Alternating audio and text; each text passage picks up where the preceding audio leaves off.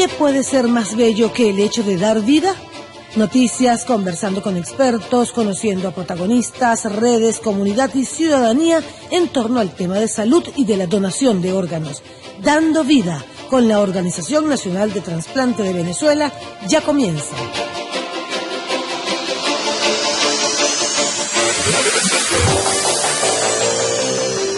Queridos amigos, sean bienvenidos nuevamente a este espacio a cargo de la Organización Nacional de Trasplante de Venezuela y que tiene como objetivo informar y sobre todo sensibilizar a los venezolanos en cuanto al tema de la donación de órganos y tejidos y por supuesto también del valor social que esto representa para nuestro país. Y es que tal cual como el nombre de este programa lo indica, nuestro propósito como Organización Nacional de Trasplante de Venezuela es seguir dando vida.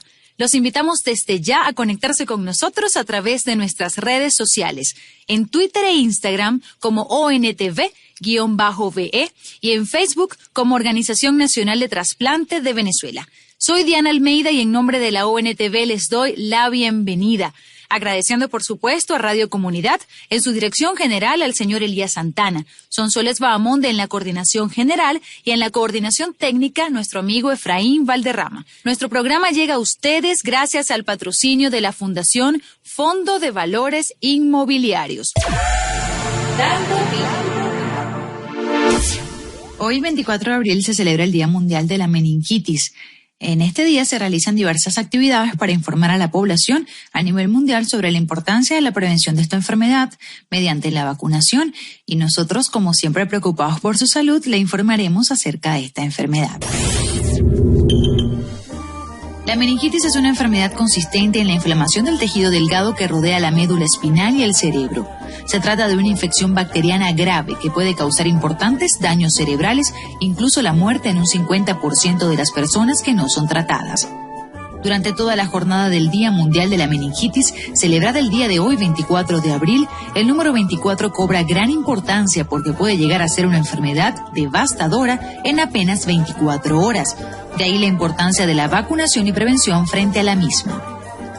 Según la Organización Mundial de la Salud, la mayor frecuencia de la enfermedad se registra en el África subsahariana, en el llamado cinturón de la meningitis, que va desde el Senegal al oeste hasta Etiopía al este. Antes de 2010 y de las campañas preventivas de vacunación colectiva, se estimaba que el meningococo del grupo A suponía un 80 a 85% de todos los casos registrados en el cinturón de la meningitis, donde se declaraban epidemias a intervalos de 7 a 14 años. Desde entonces, la proporción del serogrupo A se ha reducido drásticamente. Existen varias vacunas que permiten controlar la enfermedad. Una vacuna conjugada contra los meningococos del grupo A, vacunas conjugadas contra el grupo C, vacunas tetravalentes, grupos A, C, Y y W y vacunas a base de polisacáridos meningocócicos. La bacteria se transmite de persona a persona a través de gotículas de las secreciones respiratorias o de la garganta. La propagación de la enfermedad se ve facilitada por el contacto estrecho y prolongado, por ejemplo, besos, estornudos, tos, dormitorios colectivos, vajillas y cubiertos compartidos con una persona infectada. El periodo de incubación medio es de 4 días, pero puede oscilar entre 2 y 10 días. Los síntomas más frecuentes son rigidez de nuca, fiebre elevada, fotosensibilidad, confusión, cefalea y vómitos. Incluso cuando se diagnostica tempranamente y recibe tratamiento adecuado, un 5 a 10% de los pacientes fallece, generalmente en las primeras 24 a 48 horas tras la aparición de los síntomas. La meningitis bacteriana puede producir daños cerebrales, sordera o discapacidad de aprendizaje en un 10 a 20% de los supervivientes. Una forma menos frecuente pero aún más grave de enfermedad meningocócica es la septicemia meningocócica, que se caracteriza por una erupción cutánea hemorrágica y colapso circulatorio rápido.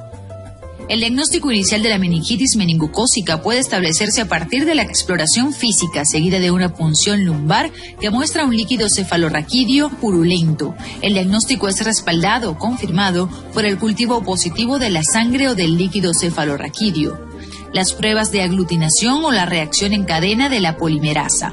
La identificación de los serogrupos y el antibiótico son importantes para definir las medidas de control. La enfermedad meningocócica puede ser mortal y debe considerarse siempre como una urgencia médica. Hay que ingresar al paciente en un hospital o centro de salud, aunque no es necesario aislarlo. El tratamiento antibiótico apropiado debe comenzar lo antes posible, de preferencia después de la punción lumbar, siempre que ésta se pueda practicar inmediatamente. Bien, amigos, hay un par de noticias que se generan fuera de nuestro país, pero que queremos compartir con ustedes porque sin duda son avances para el tema de la donación y el trasplante de órganos.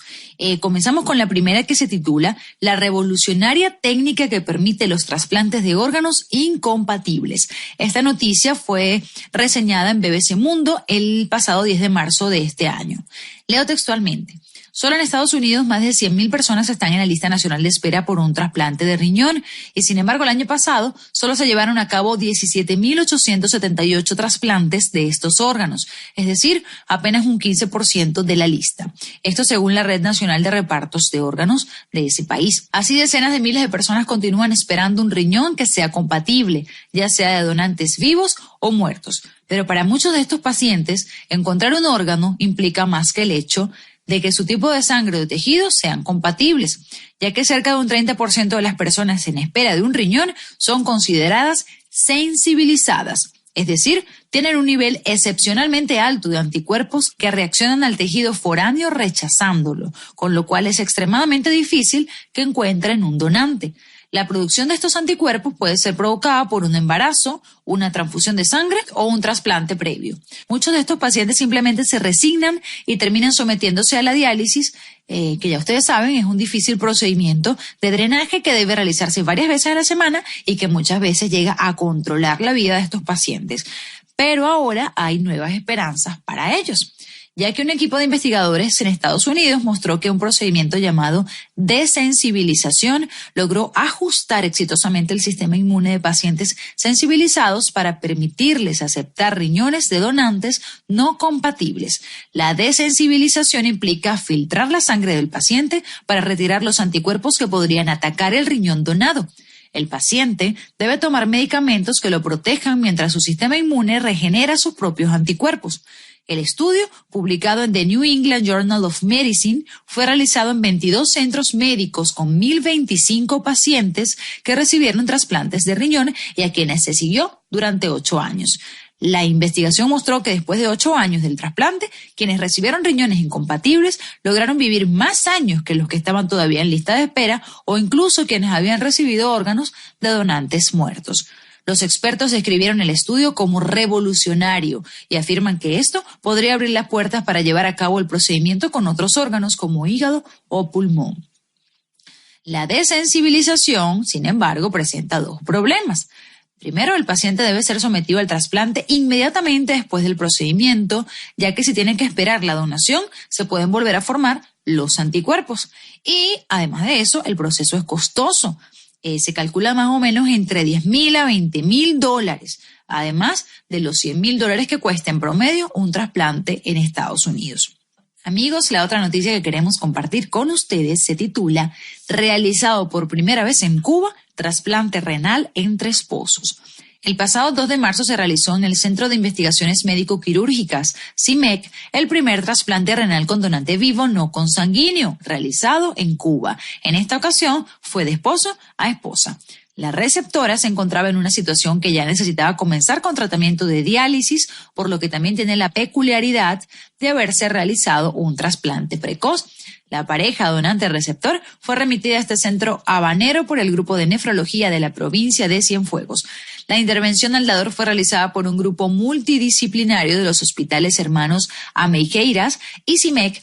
La extracción se realizó por mínimo acceso a través de una laparoscopia. Este trasplante fue realizado bajo el respaldo legal del recién creado y actualizado reglamento para la donación y trasplantes de órganos y tejidos en donantes vivos. Y bueno, ha sido un paso muy importante en la historia de la donación y trasplante de órganos en este país.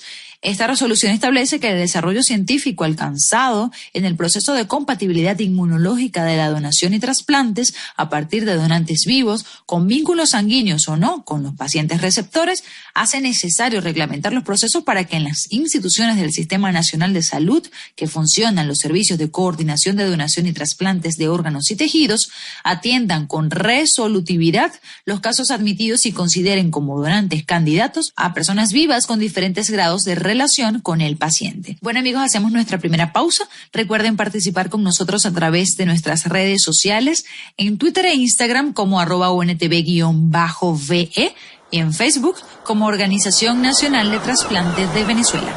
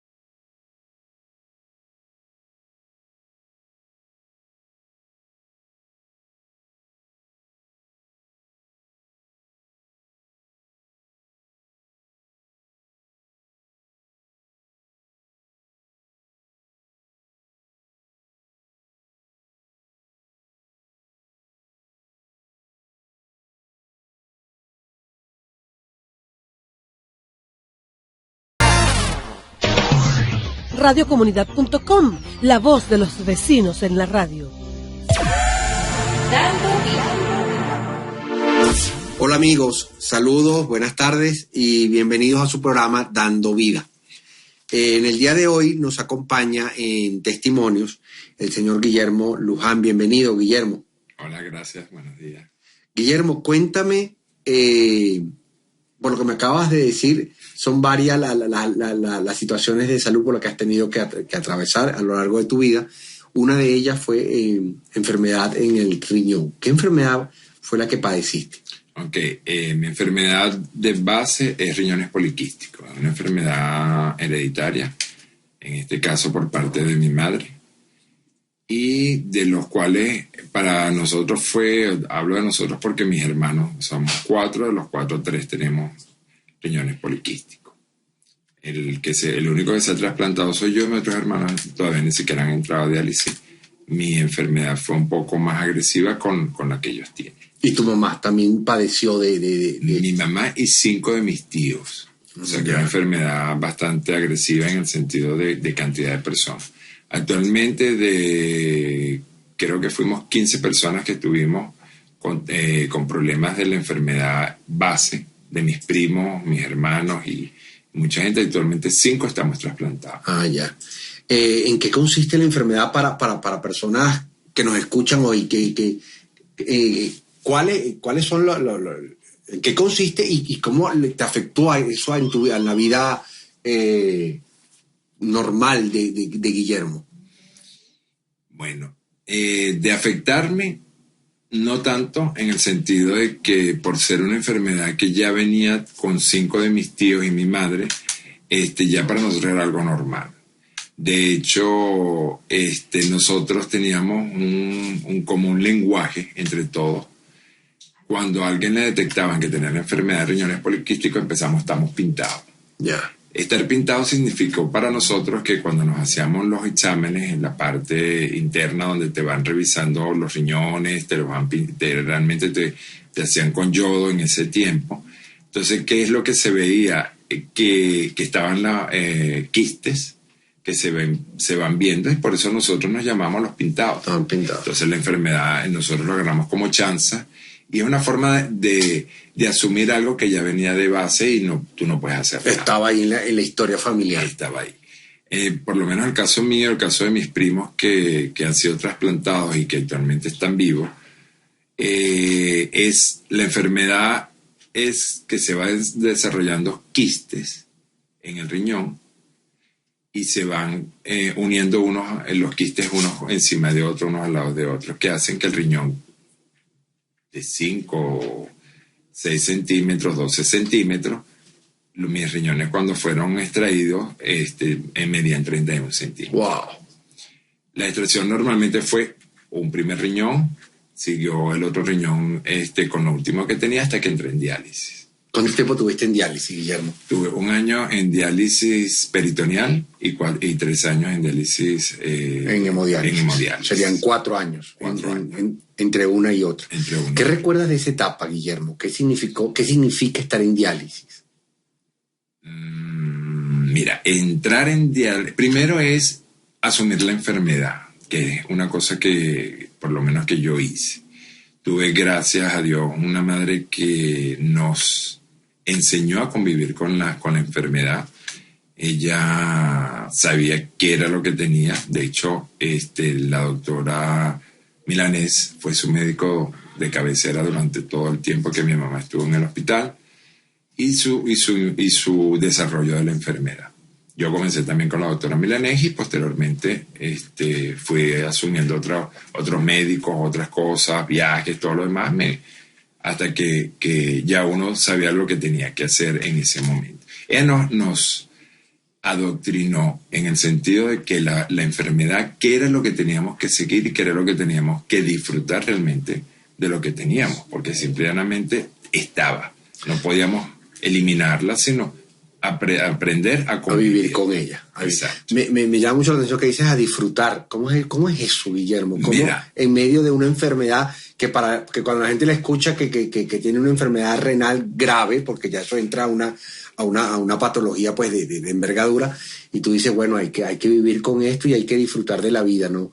Claro. Explícanos eso al resto, porque nos suena así como que extraño, como que dicen, no, la gente tiene que quedarse triste y echarse a morir, y pareciera que esa no es la salida. Claro, hay una etapa inicial que uno tiene, que es el aprender, el saber que puedes o no tener la enfermedad hasta que te hagan los exámenes. Claro, ¿ok? Y saber que mis tíos y mi madre, todos fueron porque actualmente no me queda ninguno de mis tíos por parte de mi mamá, fueron unas personas muy alegres y sobre todo muy dados a vivir lo que tenían que vivir y aprovechar la vida que tenían. En ese tiempo era menos de las acciones, de los medicamentos y las cosas que ahora tenemos, y yo disfruté mi enfermedad hasta el trasplante simplemente porque tenía cosas que en ese momento muchos de mis tíos no tenían. Yo el primer tío que vi, o mi primera tía que vi trasplantándose, eran unos bidones inmensos de vidrio que era la diálisis inicial de esa época. Yo tenía tenía 4 o 5 años y eso me quedó marcado porque era que movían el líquido para la diálisis. No es como la que actualmente conocemos, y hace 15, 20 años atrás que también claro, que ha evolucionado.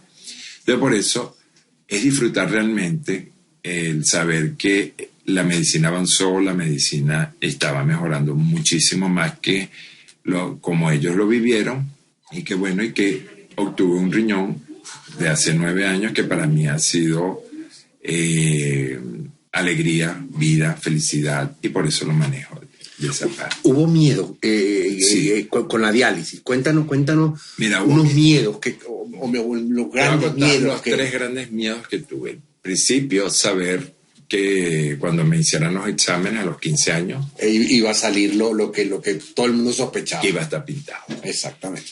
A los 15 años empecé yo mi tratamiento de pastillas de la tensión, porque ya mi tensión estaba muy alta, sí tenía quistes, los quistes no tenía los 12 centímetros de riñón, sino ya tenía... O sea, ya habían indicios por allí que algo estaba apuntando a la enfermedad. A eso. Y era eso. Mi mamá me acompañó porque ella también la tenía. Mis hermanos la tenían, pero no desarrollada como la tenía. Entonces los dos nos veíamos médicamente, los dos convivimos y vimos la parte de cada uno, las etapas que tenían que vivirse, pues, que iban a crecer, que tenías que tener una alimentación muy sana, que tenías que comer muchas frutas, tomar líquidos, tomar esto. Entonces siempre lo hicimos juntos. Yeah. Entonces por eso era compartida los dos sentimientos. Miedo, de verdad te lo digo porque estaba preparado para todo lo que podía venir. Fue cuando comencé la diálisis. ¿Por qué? ¿Cómo describirías ese miedo? Para nosotros, cuéntanos, ¿qué sentía Guillermo? ¿Cuál fue el miedo? ¿Cómo lo pudieras manifestar a través de la palabra? El miedo fue entrar a diálisis y no salir. ¿Por qué? Porque te cuento que de toda mi familia, 5 estamos trasplantados, pero hubo primos que no llegaron a trasplantarse, que murieron en la diálisis, que murieron por miedo a hacerse algún tratamiento y no evolucionar la enfermedad, más no ellos en la actitud para poderla tener, y lamentablemente fallecieron. O sea, ese miedo estaba ahí.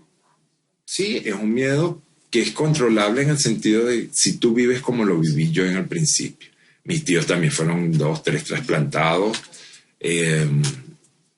y era la lucha. Pero sobre todo es la parte que yo sentí desde muy pequeño, que si tenía 6 de mis tíos con diálisis, incluyendo a mi mamá, ya yo veía el disfrute, porque de verdad era un disfrute de la enfermedad, no era una cosa, me voy a morir y tengo los riñones poliquísticos y tengo que ir a diálisis. No, todo el mundo iba a diálisis, todo el mundo iba a hacerse sus tratamientos, todo el mundo iba a buscar la parte de trasplante y estar en lo que quería, porque siempre fuimos una familia muy alegre. ¿Cuál fue el tercer miedo? Que me hablaste de 3 miedos básicamente. Para terminarte el segundo que no ha terminado. Cuando entré a diálisis, el primer día que entré a diálisis, porque yo teníamos diálisis 1 año en mi casa y fue feliz y contento. Claro, que no es igual, no es el mismo procedimiento. Te conectabas, te ponías tus bolsas y a dormir hasta el día siguiente. Te desconectabas, hacías la asepsia, te bañabas y salías a trabajar o lo que tuvieras que hacer. Yo teniendo 3 meses o 4 meses de diálisis, mi tía, la última que quedaba con la enfermedad, ya una persona bastante mayor, comenzó a hacer su diálisis y ya no quiso hacerla. La forma de convencerla, ella vivía en La Victoria, me la traje a Caracas con máquinas, con bolsas, con todo el equipo que tenía que hacer, y en 2 cuartos diferentes teníamos una competencia. La competencia era, yo me conecté, tú te conectaste, ok, arranquemos, prendíamos la máquina y hasta el día siguiente. Entonces ella perdió su miedo a dializarse porque realmente ella llegó a una edad bastante mayor sin querer dializarse. Entonces lo hicimos de una forma donde ella veía que yo, su sobrino y su ahijado, estaba haciéndolo porque ella no lo podía hacer. Y yo a la vez estaba dándole a ella el soporte, que ella no quería hacerlo, y su camino en poco tiempo, 2, 3 años, que ya no iba a estar. Y duró año y pico, 2 años casi, en la diálisis. ¿Okay? Y cuando a mí me tocó la diálisis, la hemodiálisis, era donde entró mi miedo. ¿Por qué? Porque yo tenía que mis tíos y mis primos que se dializaban, unos se morían, otros seguían, otros se trasplantaban, y igual mis tíos, y yo decía, bueno, ¿qué me tocará tocará ruleta? ¿Qué me tocará a mí? ¿Qué me tocará a mí? Porque esto realmente era una ruleta. Entré, hablé con la doctora Sanani, y le dije, yo voy a entrar 4 horas, les agradezco. Me dije, yo entro, voy a llorar desde que me siente y me conecte hasta que me desconecte. Pero a mí que ni me digan ni se me acerquen, que va a ser mi forma de asumir mi problema. Y así hice, 4 horas llorando. Terminé mi diálisis y le dije, nos vemos el jueves y ahora va a haber otra persona. Lo que yo tenía como miedo realmente era de saber que ya tenía un proceso más adelante y que posteriormente me tocaba el tercero, que era el trasplante. Y bueno, me tocó el día de que la parte de trasplante, y un día me llamaron, me dijeron, el doctor Benchimol me llama y me dice, te quiero aquí a las 4 de la mañana porque hay un riñón para ti y quiero hacerte todos los exámenes para comenzar el trasplante en la tarde. Bueno, de eso vamos a hablar en la segunda parte de nuestra entrevista. Amigos, recuerden que estamos conversando hoy con Guillermo Luján, una historia de vida, no solamente de él, sino de toda su familia, y de cómo manejaron esa situación de vida. No se desconecten de esta entrevista tan bonita, que nos habla de la posibilidad de seguir viendo más allá de lo que al parecer es el final. Bueno, amigos, vamos a un corte y volvemos en breves momentos. Sigan disfrutando más de Dando Vida.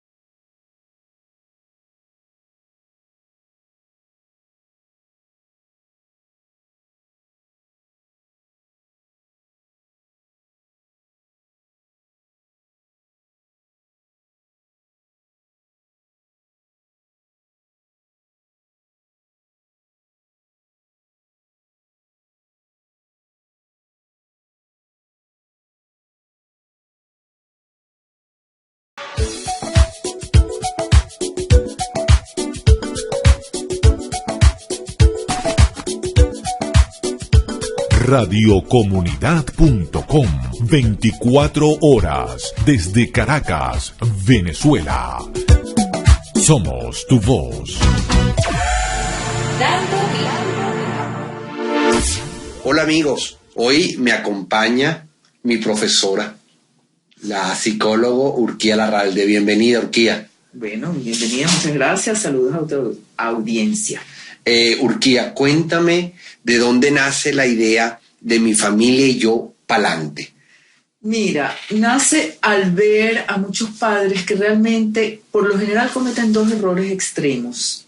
O bien son muy represivos, pegan, hablan en tono duro, feo, o son muy laxos. Esa idea entonces de que hay que darle amor, pero entonces el amor se traduce en laxitud, ¿no? Que por supuesto hay que dar amor, mucho amor, pero hay que conjugar disciplina con amor.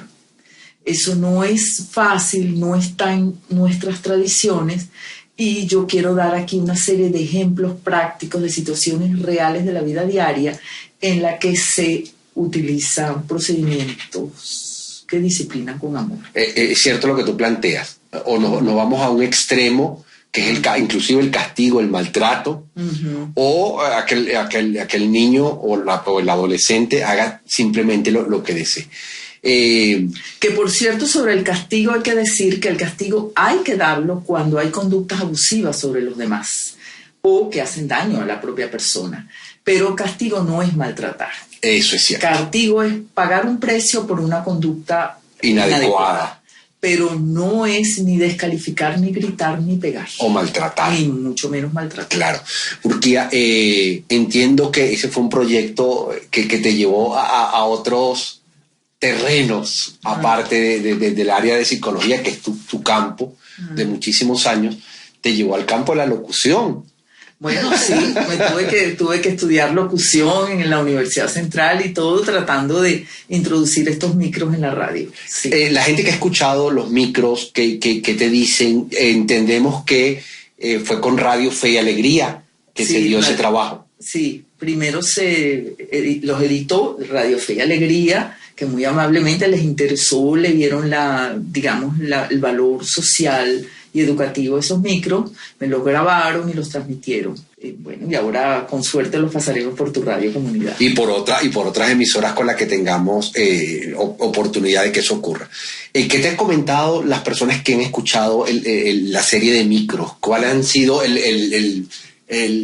la reacción? Sí. Bueno, mira, una de las cosas interesantes es que me han dicho que no, generalmente ese asunto de que no va a los extremos, de que con la posición dura hay algo de verdad que yo rescato, y con la posición blanda, amorosa, también hay algo de verdad que yo rescato y las integro, y además no lo hago yo, es que eso es la psicología moderna, la psicología científica, no es que yo estoy inspirada o que estoy inventando el agua tibia.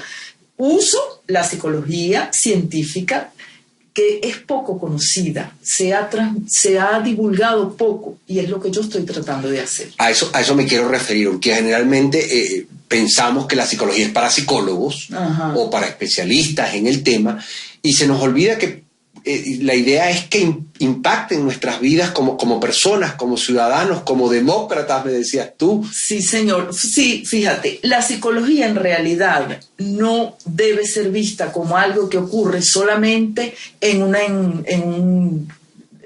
digamos, con un entrevistador, en un laboratorio o en un... No.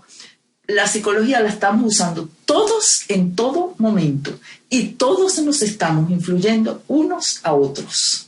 Eso debe ser algo que todos, de hecho, hacemos el papel de psicólogo, muchas veces acertadamente, porque si no, no seríamos una sociedad que medianamente funcionara, y muchas veces desacertadamente, lo cual se pone en evidencia por todos los errores que cometemos socialmente. Pero los hacemos todos y debemos aprender a hacerlo en el día a día.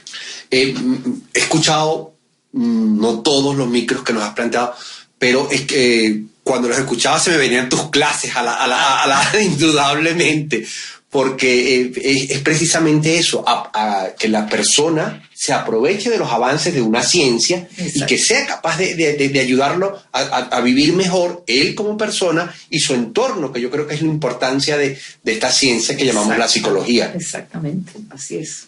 Porque si no se convierte en algo distante, en algo extraño, que nada tiene que ver conmigo, y siento que la idea de los micros es precisamente acercar esa serie de conocimientos y de avances de una ciencia tan específica como la psicología a nuestra práctica cotidiana. Exactamente, eso es lo que busca.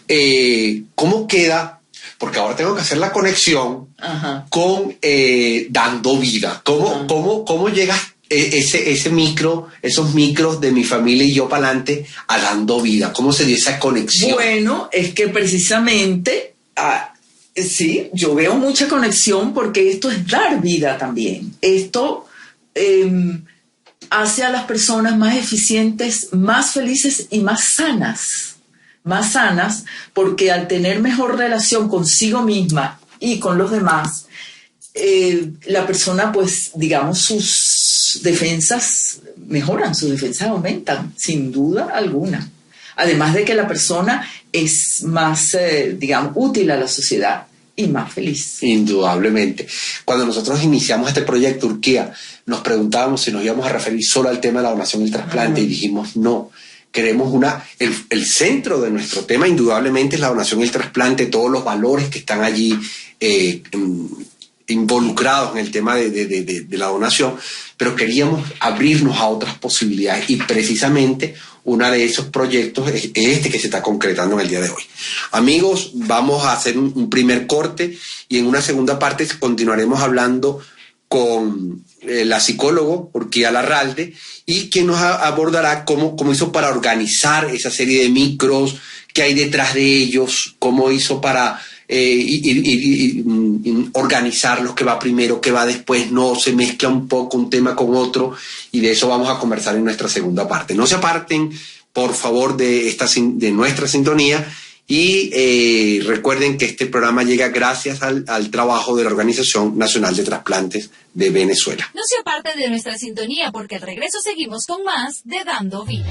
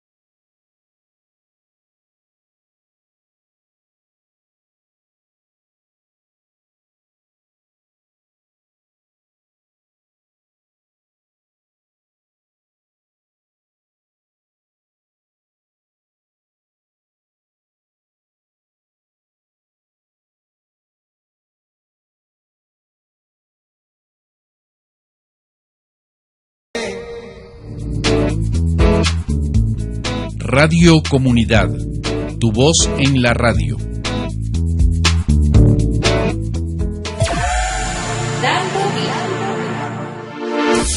La Organización Nacional de Trasplante de Venezuela presenta Mi familia y yo, pa'lante.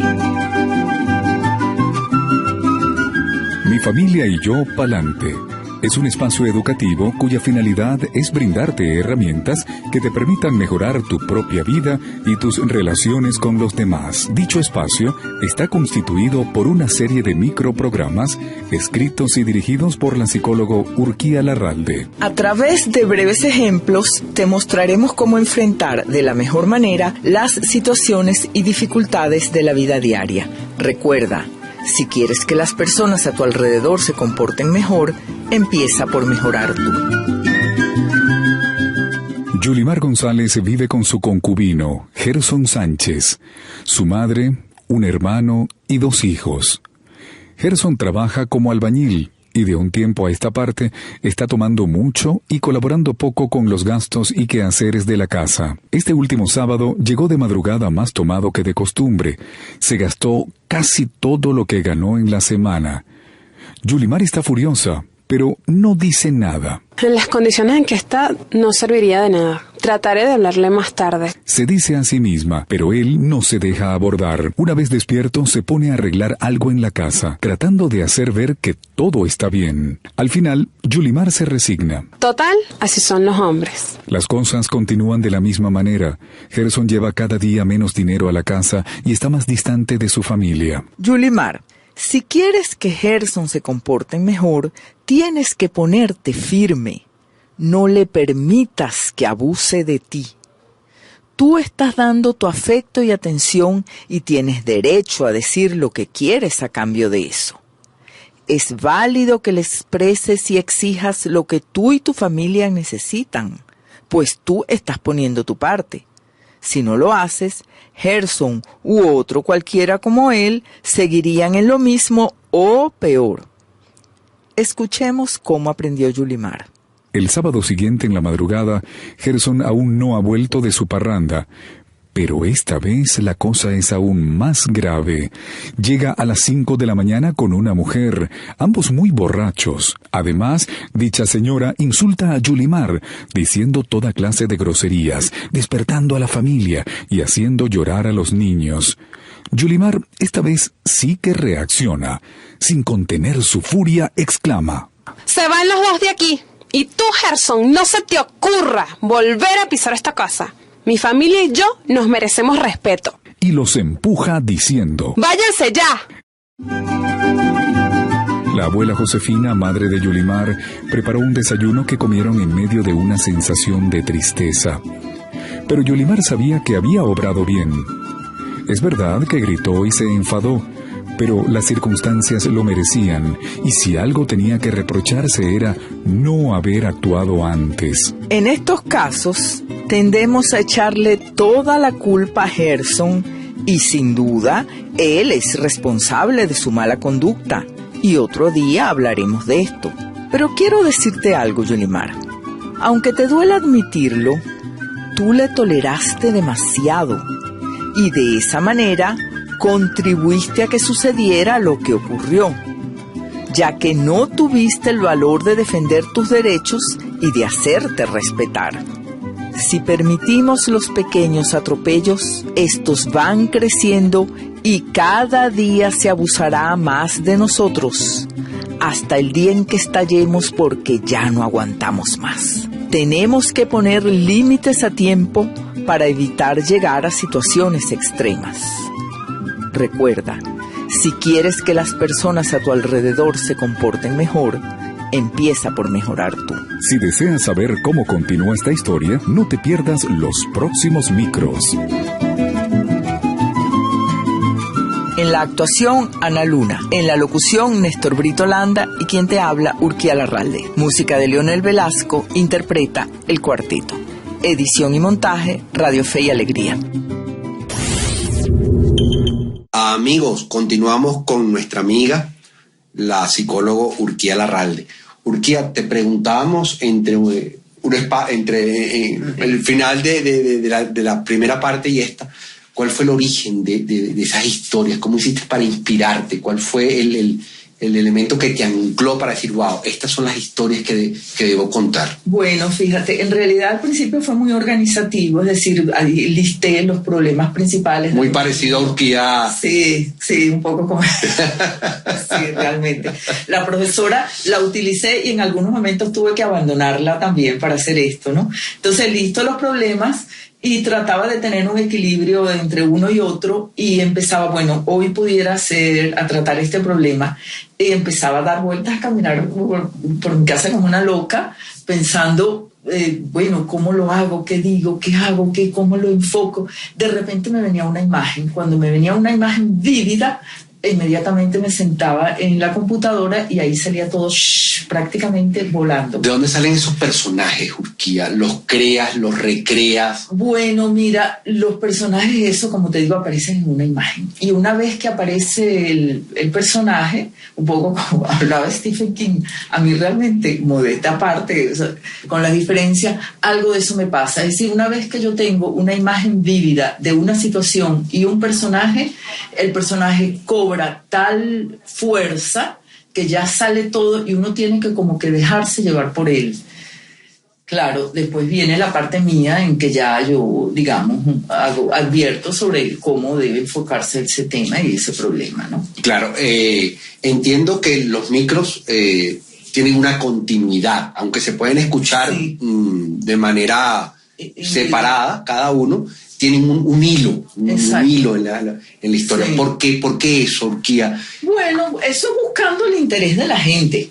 Buscando el interés de la gente, hay una historia, sí, y hay un proceso y hay una evolución. Entonces, por ejemplo, la familia de Yulimar González Sánchez, ellos realmente van mejorando todos. Además, se va viendo que mejora uno y eso facilita que mejoren los demás.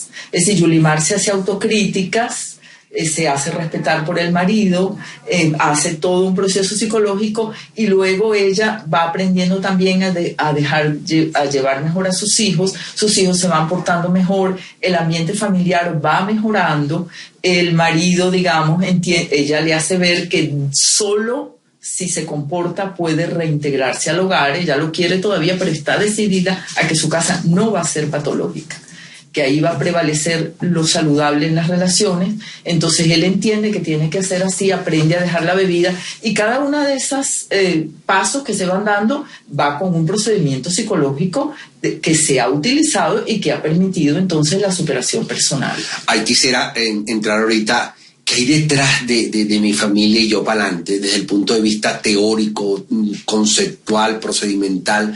Porque yo creo que ese es el aporte que le das a las personas. Bueno, fíjate, una cosa fundamental aquí es que no hay los buenos y los malos. Es decir, si a mí me va mal en la vida, en las novelas tradicionales dramáticas, es porque alguien es malo y perverso y me está haciendo daño y me está hundiendo. No, aquí lo que vemos es que cuando me va mal, algo mal hay en mí, algo yo no hice bien. Y si los demás alrededor también tienen sus errores, bueno, también está en mí no permitir ciertos errores, no permitir ciertos abusos.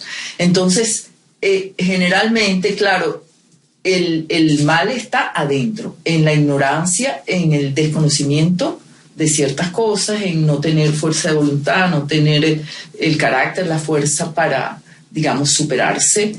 Y no solo la fuerza, es también el conocimiento, que a veces queremos hacer algo y no sabemos cómo.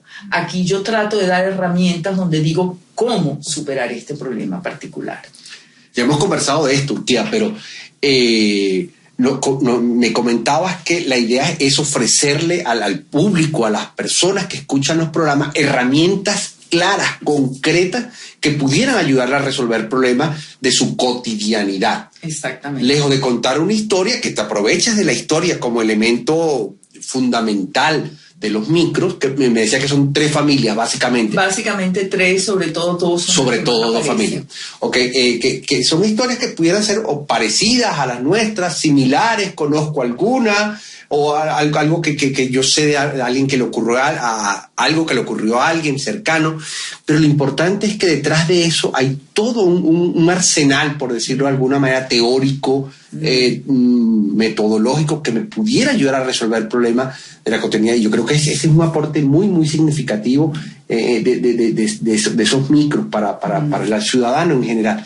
Y vamos a hablar de eso, ¿qué aportan estos micros a la formación de ciudadanos? ¿Cómo lo conectas? Bueno, sí, se conecta también con la ciudadanía, porque un niño que ha sido educado con los procedimientos que están propuestos allí es un niño que tiene las bases conductuales y emocionales para la democracia. No hablamos de democracia en sentido teórico, pero en los hogares, como estamos proponiendo que se haga, se llega a acuerdos, se plantean reglas. Una vez que las reglas se acuerden, esas reglas hay que cumplirlas, se negocia, se ponen límites también, porque hay cierto momento que el padre tiene que tener la autoridad de poner un límite y hacer un castigo, como habíamos dicho. Castigo es pagar un precio, pero no es maltratar ni descalificar. También hay armonía, hay negociación, respeto a reglas, todas características de la democracia. Propio de la ciudadanía y de la democracia. Urquía, un placer que estés con nosotros en Dando Vida, y que todos los domingos a las 3 de la tarde nos regales una de esas historias para ser mejores ciudadanos y mejores personas. Amigos, recuerden que si quieren contactar con la profesora Urquía, lo pueden hacer a través de su correo electrónico, que es urquia.inconforme@gmail.com, y con nosotros pueden contactar a través de nuestras redes en Twitter e Instagram, @ONTV_B, y en Facebook a través de colocan Organización Nacional de Trasplantes de Venezuela. Conversó para ustedes con inmenso placer el profesor Jorge Altuve. Nos escuchamos en una próxima oportunidad. Dando Vida se despide por el día de hoy, pero esto no acaba aquí ni ahora. El próximo domingo a las 3 de la tarde, la Organización Nacional de Trasplante de Venezuela te espera para seguir dando vida.